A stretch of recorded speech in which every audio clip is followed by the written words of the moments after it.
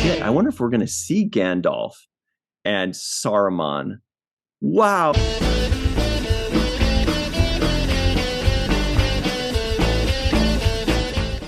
Lord of the Rings of Power was pretty expensive, it seems.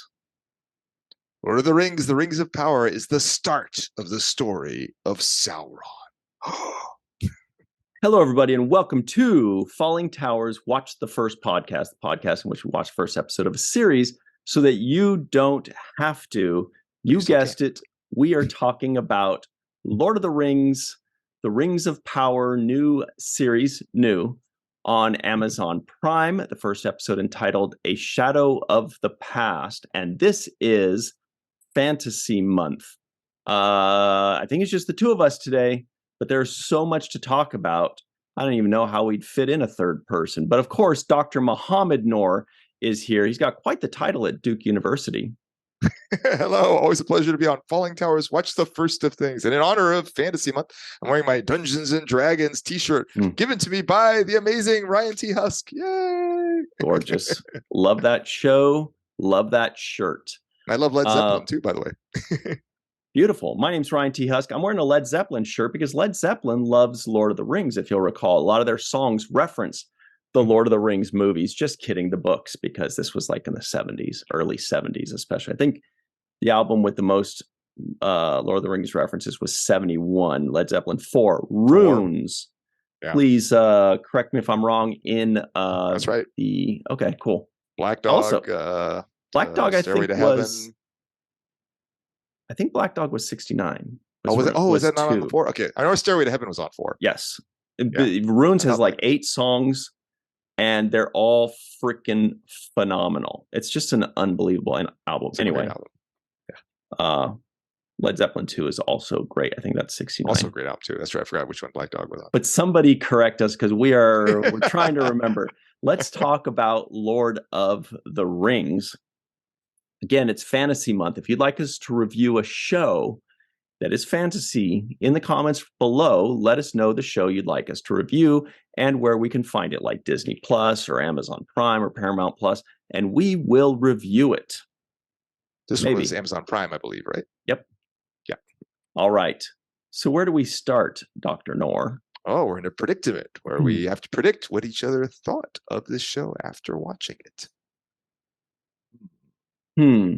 Okay. This can be tough. Usually we predict with 3 people. It's going to be tough to focus all of my attention on one person, kind of like Sauron and the Ring. The eye.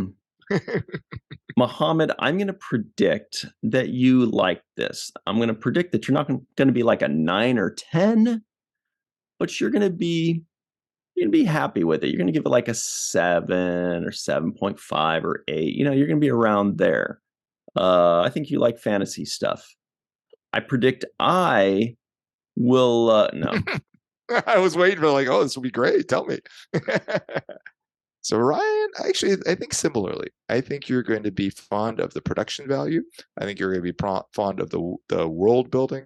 I think you're going to be fond of the fact that it's building up something, but it's not just carrying you all the way there. So I think those are aspects you would be fond of. Maybe the one piece I'm curious about is I'm curious what you thought of the pacing.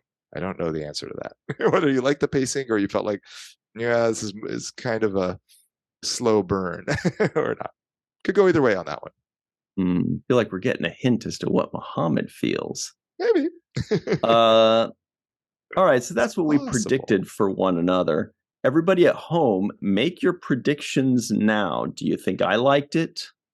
Do you think Dr. Mohammed Noor liked it? That's MAF Noor.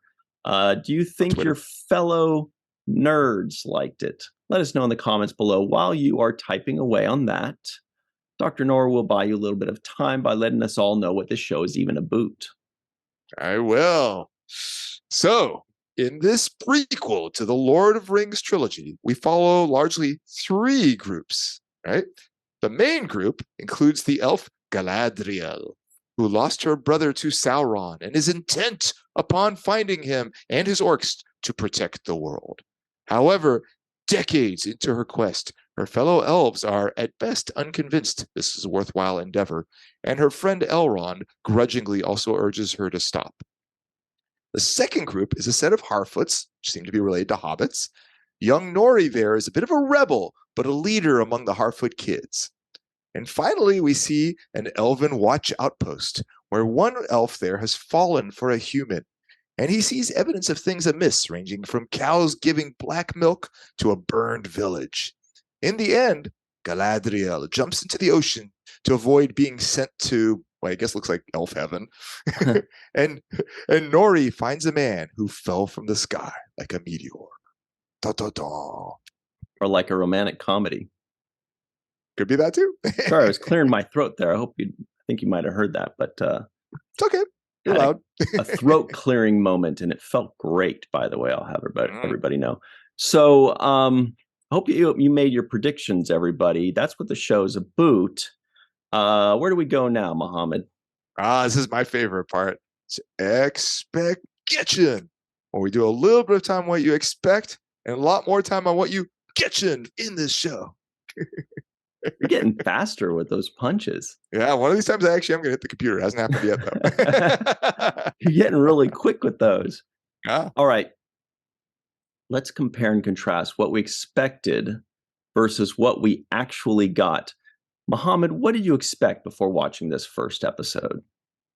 So I had seen this episode before. I watched it back when very first time it first aired. So I had a sense of where it was going. In that sense, I remembered where it started and I remembered where it ended. Watching it again now was interesting, just in the sense of like it's been a long time since I saw that first episode. Actually, I guess I'll just say I watched the entire series back then, so it was interesting now watching this first episode again, knowing where everything is going, knowing where everything is leading. So I guess going in, I knew what the plot was going to be, but I honestly forgot a lot of the details. Like I didn't actually remember that third plot line I mentioned in the introduction a little bit ago about the elf who had fallen for the human and the weird events in that village. I completely forgot about that plot line. So yeah, but overall, like, you know, I'd watched the original Lord of the Rings trilogy. I was fond of that, and I expected both the original time and this time that, oh, this should be an enjoyable ride. All right. How about you? What did you expect? This is where things get a little long-winded, I'll have you know. Oh. I'm a huge egomaniac. No, I'm a huge Lord of the Rings fan. That is my big one true love is fantasy, especially Lord of the Rings. One true love to rule them all. Yeah. Like I read The Hobbit when I was a kid and then graduated on to Lord of the Rings, the trilogy of novels. And I read those a few times. I've read very, very few books in my life. That's why I'm not very smart. And when I have read books, I'm like, let me just read The Lord of the Rings again. That was fun. And then the movies came out, and those were very good. And then the Hobbit movies came out, and those were also very fun.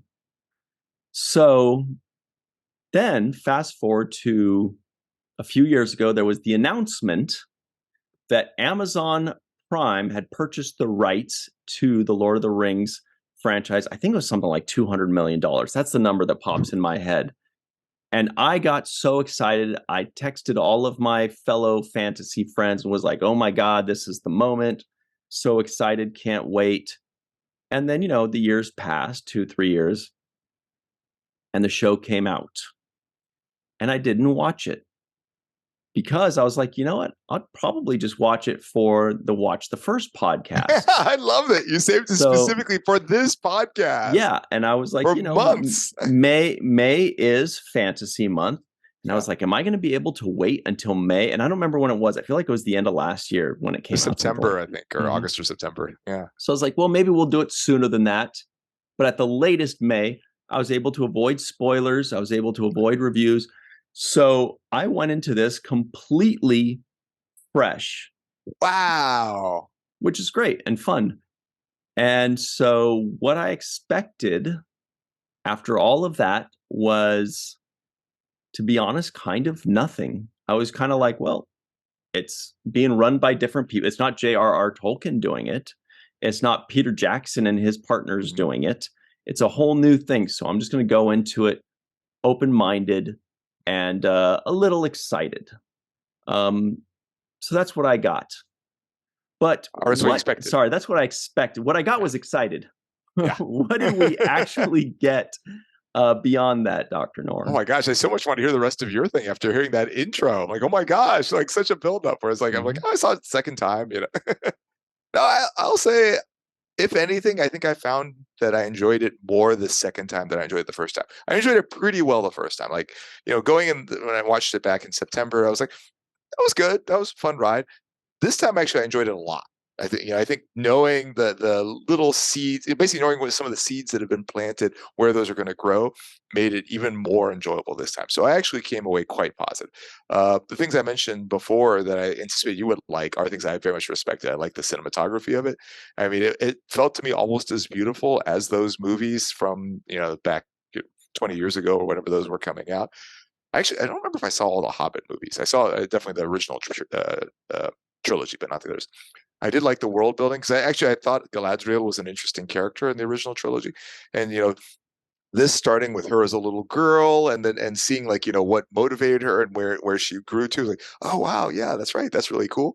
I like the backstory, the dialogue. Oh my gosh, I wrote so many lines about just like, wow, that was a good line. Wow, that was another really good line. Oh, that was another really like my entire piece of paper here is just all these good lines for so many things. I did find the pacing, and you were correct. I did find the pacing a little bit slow. I felt like, but we could move this along a little bit quicker. But overall, no, I came away very, very positive about it. And I like the three story. Actually, I liked each of the three storylines. I like the main one with Galadriel and the elves and things like that, and obviously that evolves. I like the one with the Harfoots and the family of Harfoots. I feel like they didn't build that one up that much in this particular episode. There was just a little bit there, but it wasn't a lot. And then the third one, which I'd completely forgotten, with Arondir and Bronwyn and stuff like that. That actually, even though I loved that line before, I'd completely forgotten it existed. And I remember, actually, what's interesting too is the use of music throughout too. There's a little tune every time we see the two of them interacting through the whole series. It's like, oh, it's that theme again. I remember that. So, excellent use of music, excellent use of imagery, excellent dialogue. Yeah, I came out like very positive. The only thing, like I said, I would have moved it along just a little bit faster. Yeah. Conversely, for me, it was much more of a mixed bag, truth be told. Really? Truthfully? Ah. Yeah. Visually, as close to an A+ as I can give, as far as staying true to what I recognize to be Lord of the Rings. In fact, certainly more so than I expected, because it's hard to duplicate something exactly without keeping authenticity for the audience, but not making it seem like just a clone, right? Mm-hmm. You still want to have your own things. You want to create your own shields, you want to create your own villages, you want to create your own places, but still making it feel authentic to Middle-earth, to Lord of the Rings, to The Hobbit, to J.R.R. Tolkien's works and Peter Jackson's works, so that it's recognizable. We don't want to reimagine everything. I don't want them to reimagine something that I already liked very much. So visually, very, very good. Very, very happy. Story, pretty mediocre to me. The writing was pretty mediocre to me for, a few reasons. The music was great. Yeah, so kind of a mixed bag. I didn't really get a grasp on how I fully felt about this, but let's just get into it. Yeah, I'd love to hear more what you're thinking in the context of the writing in particular, because I actually thought the writing was quite good. But again, I know where things are going, so I wonder if that's part of it. So your reaction sounds a little bit like my reaction was the first time, where I was like, it was good, but I wasn't over the moon on it. Whereas this time I was much more positive. So I wonder if that's part of it, or maybe you're just seeing things I'm not seeing. It might also be like, say, for example, Game of Thrones. That first episode, when I first watched that first episode, I thought there were very few people, I'm guessing, that saw that first episode the first time and were like, wow, this is great writing. We were like, there's so much going on. Who are all these people? Well, I can't keep up. Whereas when you've seen the whole thing and then you go back to that first episode, you love it because you know these people already. You know where it's going. You're not having to keep track of a million people. But Was here's that part of the issue? Too many people? definitely, that's definitely one of the issues. I felt like it's funny that you mentioned there are 3 storylines. To me, it felt like there were about 7. Oh, That's what interesting. it felt like. But I guess I think you were thinking of I was lumping storylines all the elf as ones with one. Yeah, exactly. Whereas for yeah. me, I'm like, okay, so there's these 2 or 3 people here, then these 2 or 3 people here, then there's this group here, then this is, and they just kept going. And I'm like, this is not good for the viewers. You've got to give us 1 or 2 or 3 storylines. And then in the next episode, give us another one. And then on episode 3, when we've got all those really locked away, give us 2 more, Mm. and then really kind of piece it together bit by bit. But here's the main thing I came away with. Because I was trying to figure out how I felt about it, about 80% of the way through it. And this is what it felt like. It felt as though when I watched the movies for the first time, Peter Jackson's movies, I was that nerd that was like, that's not what happened in the books. That's not what happened. That's not what it was. This guy that did it, not that guy. This never. And, you know, a lot of it was just to make the movies better or to make it work. And of course, when you adapt things, you always have to cut things out and add things. I mean, you must do it. You can stay true to the book, or you can make a good movie that stays as true to the book as possible without hurting the movie. And then with that in mind, there are only maybe a couple things that I thought were unnecessarily added or changed in the Peter Jackson movies, but that whomever or whatever was spearheading that Lord of the Rings project was doing it from a place of love and respect for the franchise. I assume it was Peter Jackson and his partner, I forgot the lady's name, but clearly they were like, I want to do Lord of the Rings because I love Lord of the Rings, and this is what I'm trying to push. This, on the other hand, did not feel like that. It felt like what was spearheading this was money. Interesting.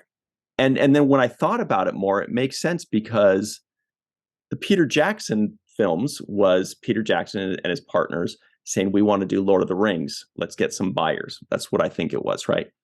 This one felt more like Amazon Prime, the big studios, the big corporations. They're like, okay, Paramount has Star Trek, Universal Oh, has Harry Potter, HBO has Game of Thrones, Disney has everything. We need a thing. We need, and it seems to me that somebody said, well, Lord of the Rings is the biggest unclaimed franchise. So let's get that. And then they did a bidding war and they won and they got Lord of the Rings.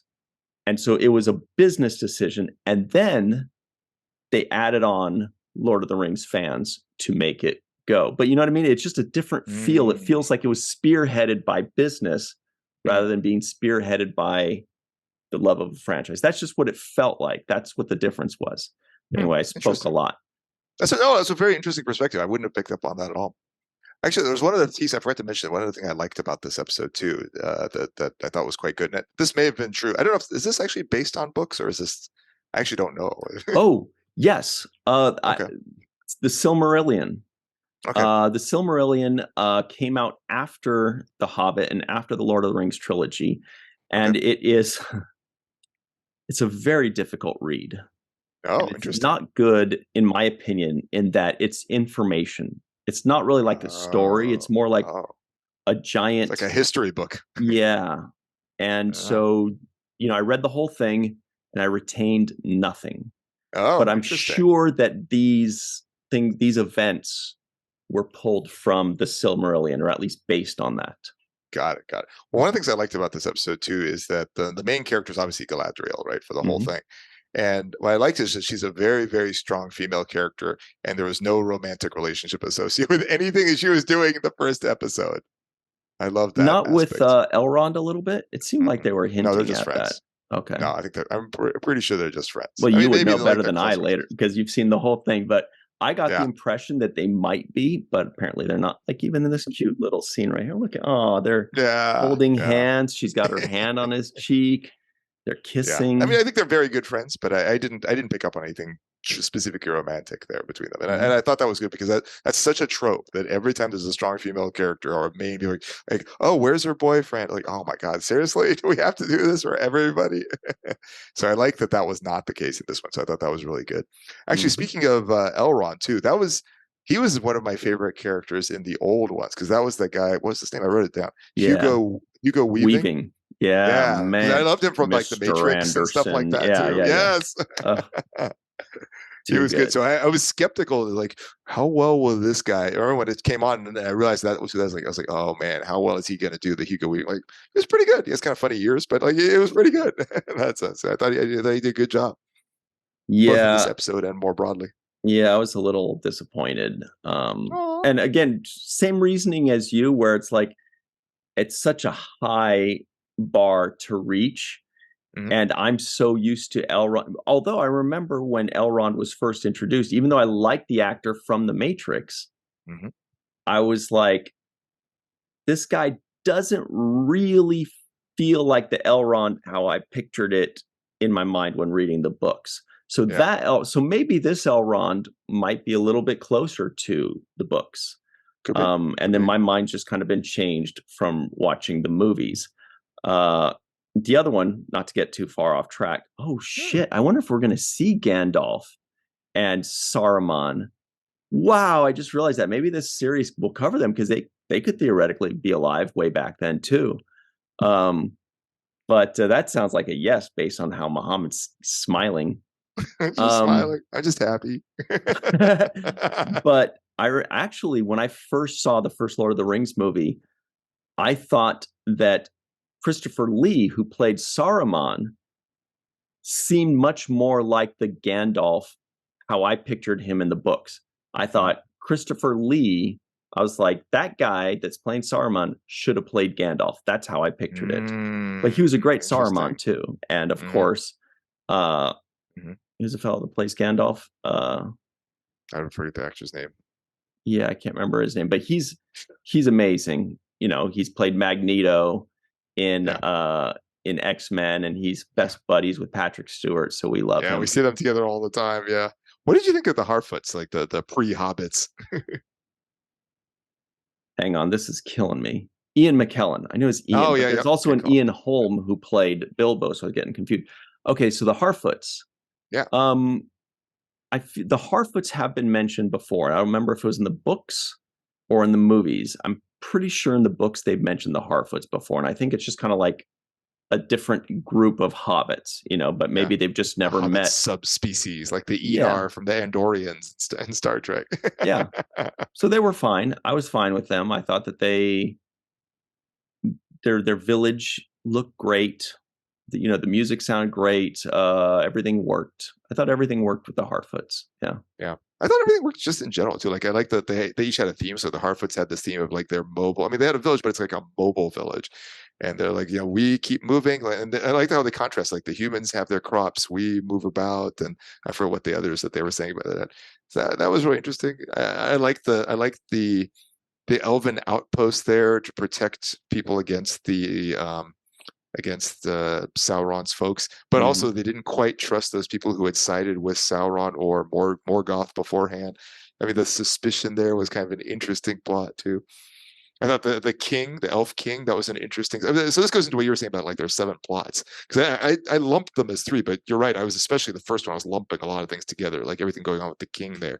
He clearly like knew that there was more going on than he was letting Mhm. on, but he was just like, we're just going to declare the COVID over. It's got that kind of thing, the equivalent sort of thing. So yeah, That he is was a just funny thing, though. all right. COVID is over, but By what decree. happened between Tuesday and Wednesday? Anyway. Yeah, exactly. Yeah, yeah. Anyway, so I did like that there were many names and words that I recognized, like Valinor, like Morgoth, Galadriel, Yeah. of course, and a lot of the characters. Oh, I'm a big proponent of maps, just in Mhm. general. Yeah. In the world, Yeah. in the fantasy, in history books, I love it all. I memorize it all. I've got the Lord of the Rings map, Middle Earth map, like in my head, memorized. Oh my gosh. And so as soon as it showed a map, I was like licking the screen. I was getting so close to it. And I thought that was beautifully done, the way they would show us the map. By the way, they didn't change the map. This is, looked accurate as far as my brain remembers it. Mm-hmm. And they would sweep across it to give us perspective of this is here and this is over here. And then the transition from seeing the town on a map to sweeping in to fields of grain to here we are. I thought I'd never really seen that done before. I don't know if it's never been done or if I've never seen it, but I thought that was fantastic. I think that's an A+ move creatively. Whoever came up with that, brilliant. And the execution of that was perfect. So very happy with that. Totally. I mentioned before earlier that there's some lines I liked a lot, so I'm just gonna read off a couple too. So from the Harfoots, nobody goes off trail and nobody walks alone. I love that, just as a general repeating line that comes up. Totally. The speech you mentioned from the king, our days of war are over today, our days of peace begin. Like, oh, interesting. What was it? Oh yeah, this is a Galadriel line, I think, that the same wind that seeks to blow out a fire may also cause it spread. Oh yeah. That was a good one too.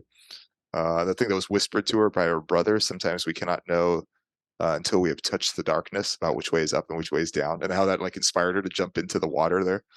So I remember when I saw it the first time, I said the same impression, though now I know what happens. When she jumped into the water, like, isn't she like in the middle of the ocean? Like, yeah. What happens now? That was one of the things for me too. It's not like they're gonna throw her a life preserver, she's just gonna swim back. Presumably, who knows how far she is, but presumably very far. Exactly. And the clothes she's wearing are not conducive to swimming. She's basically wearing like a long thing that is there's a reason people just wear bathing suits. If you ever tried to swim in full clothing, it's not that great. Yeah, that was tough. I mean, thank goodness that Amazon Prime has that really cool thing where it tells you who the characters are if you hover over it. So I was doing that constantly. I was doing the hover over to find out who all these people were, because I was like, there's no way I'm going to be able to keep up with half of this otherwise. But yeah, that was a little weird when she jumped into the water, but whatever, she's an elf. She's magical. I got a slight delay on my camera. Just gonna turn off the camera for a second and come right back. Okay, there we go. It was just fixing the delay. Cool. I thought it was cool when the cow had black goo coming out of his udders. That's very effective. I like that. Here's a little bit of a nitpick, just real quick before we move on, about having so many storylines. I noticed that they ended on 4 major reveals or 4 cliffhangers, right? There was that town is on fire. There was Galadriel jumping into the water. There was, here's the mark of Sauron on a broken sword. And there was the man landing, as a comet. That's 4 things. We don't need 4 big reveals to move into the next. Give us 1. Usually there's 1, sometimes 2. And that was too much. It almost seemed as though they were not confident in the story, and they felt like we got to have like 50 cliffhangers, otherwise it's not going to work. Well, there were a couple of other little ones too, like that little hilt that was left behind. Or was that one of the ones you listed? Yeah.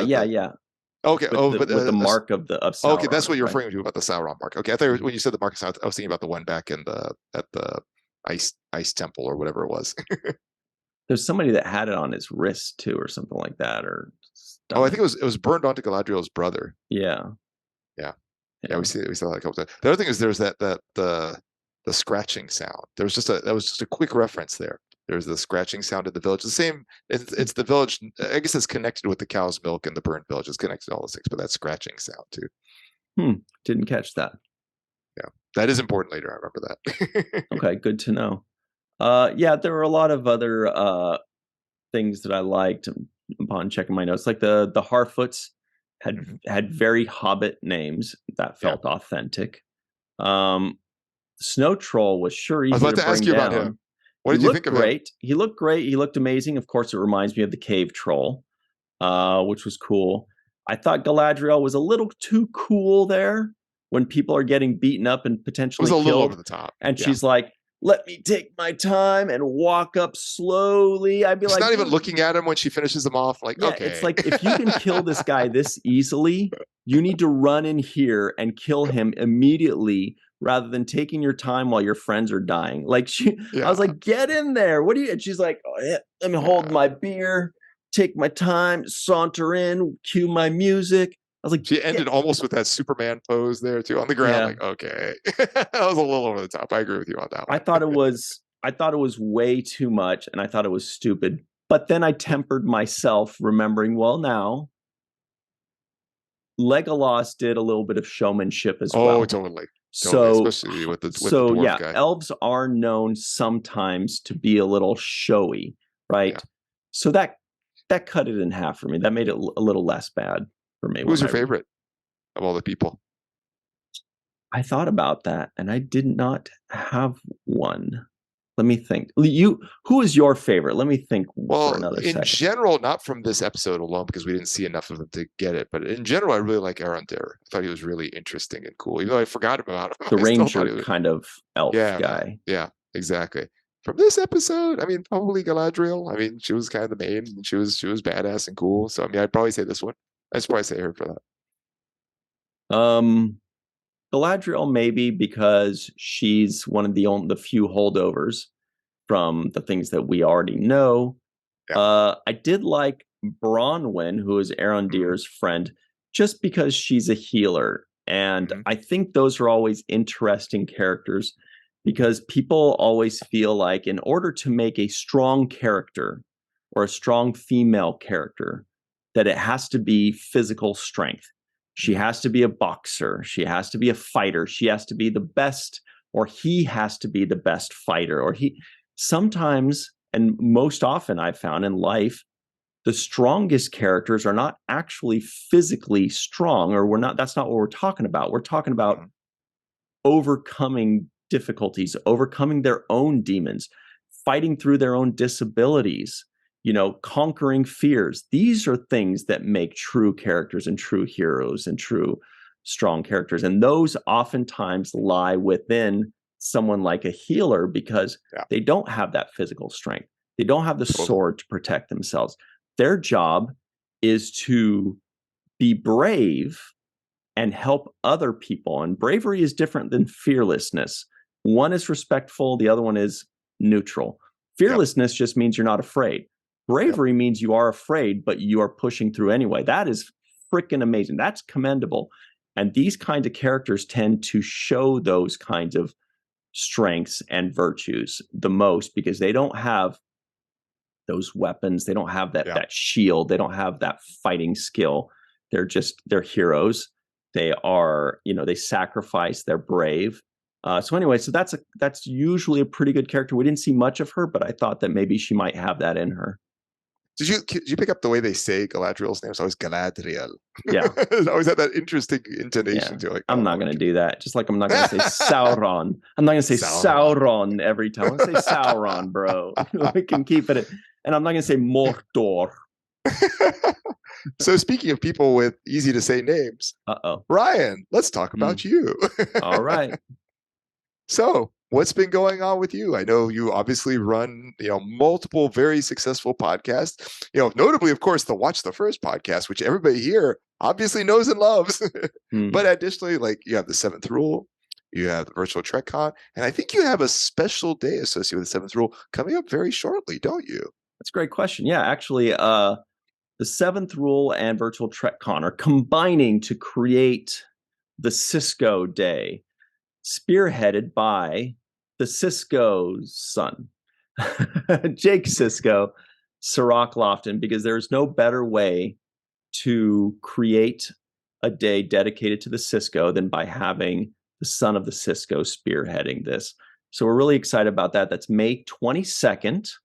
It's going to be all day long. It's a Monday. Hey, Mondays, everybody complains about Mondays. This is a Monday you can really look forward to which you can really look forward. So definitely help spread the word on that. That's awesome. So you expect to have like panels and things like that online?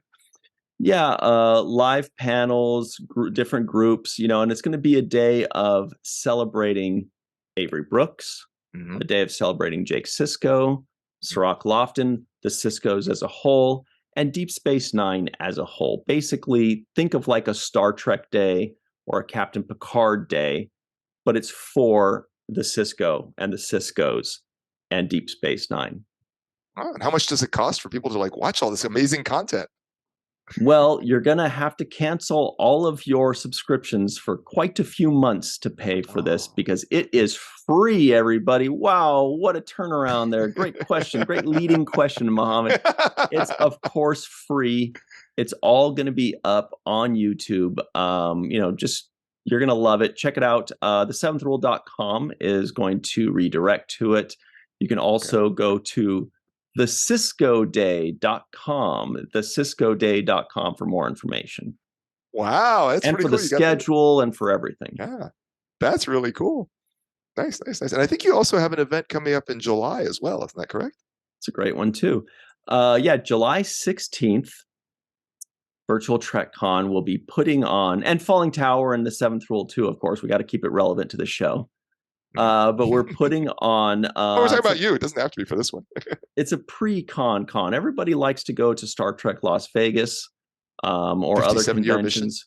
Yeah, 57-year mission, right? Creation's 57-year mission, a Star Trek convention in Las Vegas, early August.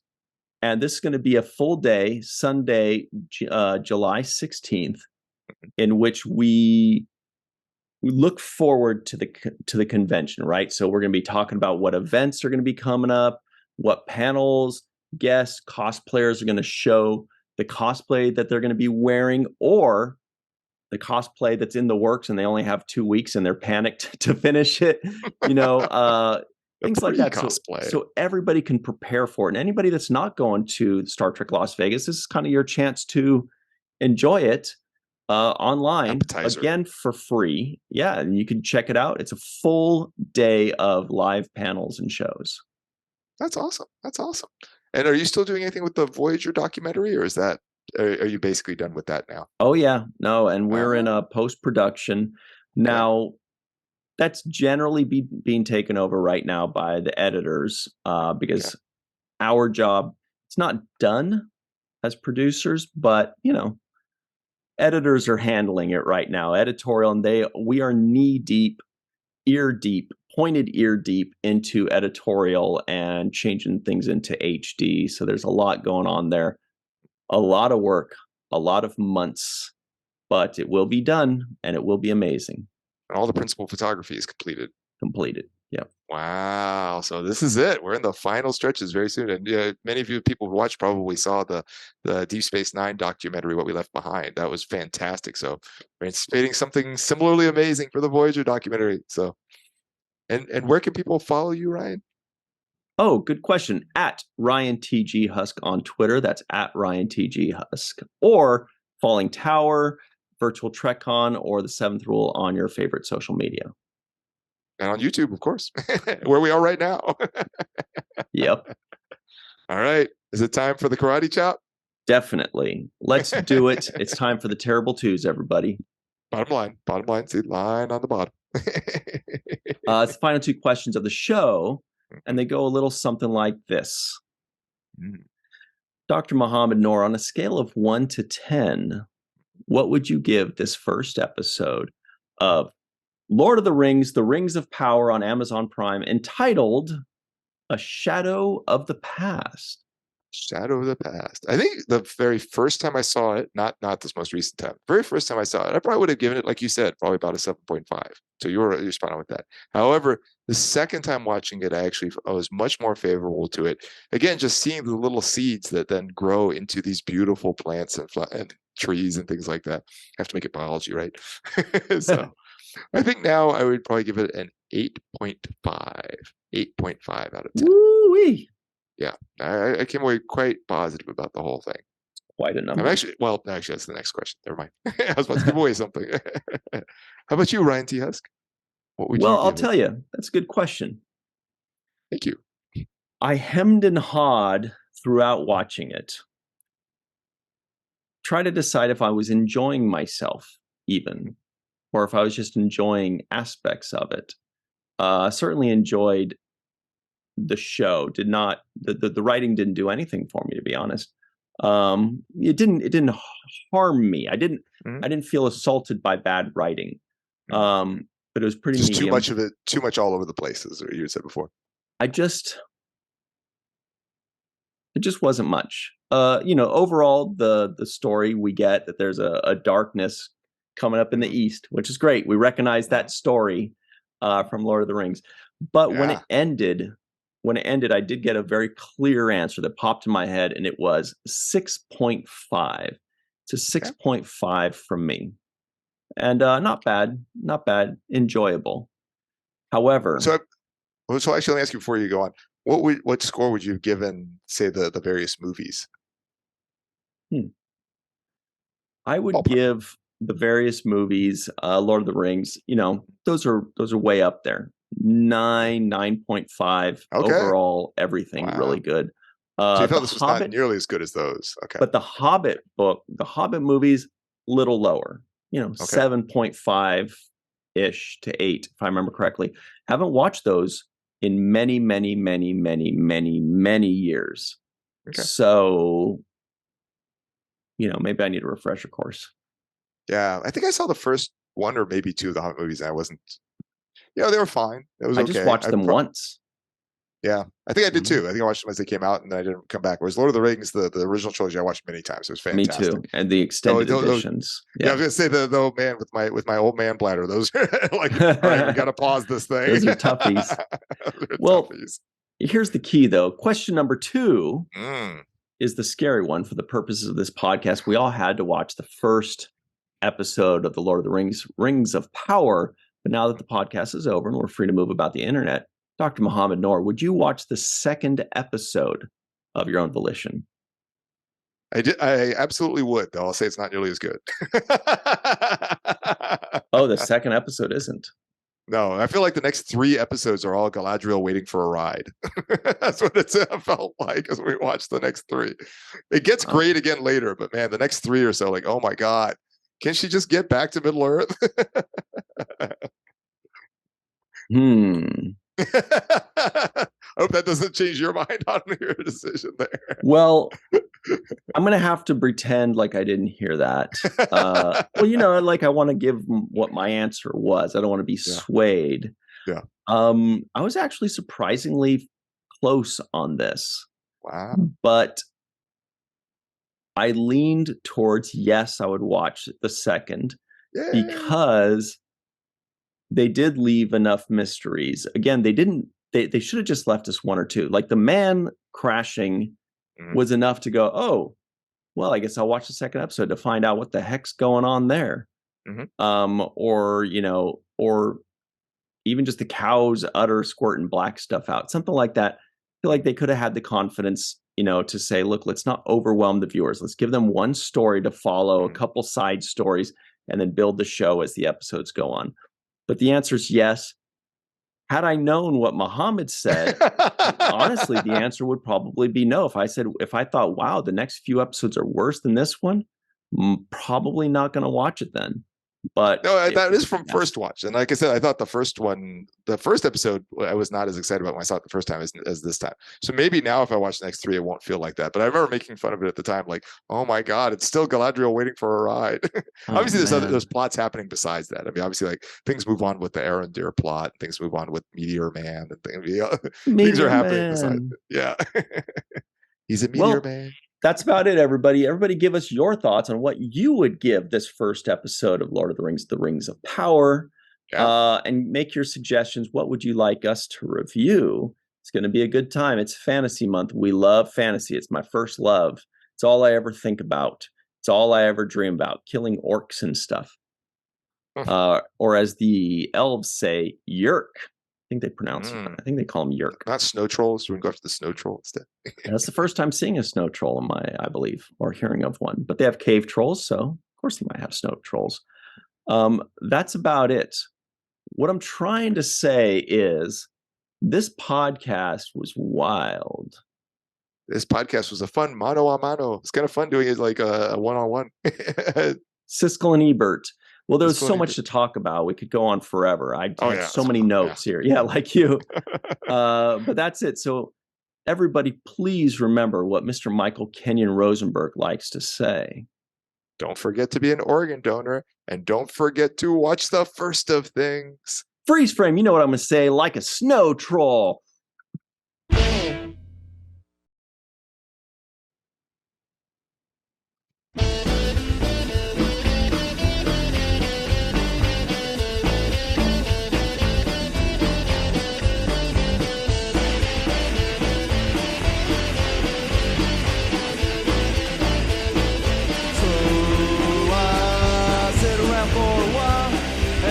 That shitty smile and pretend that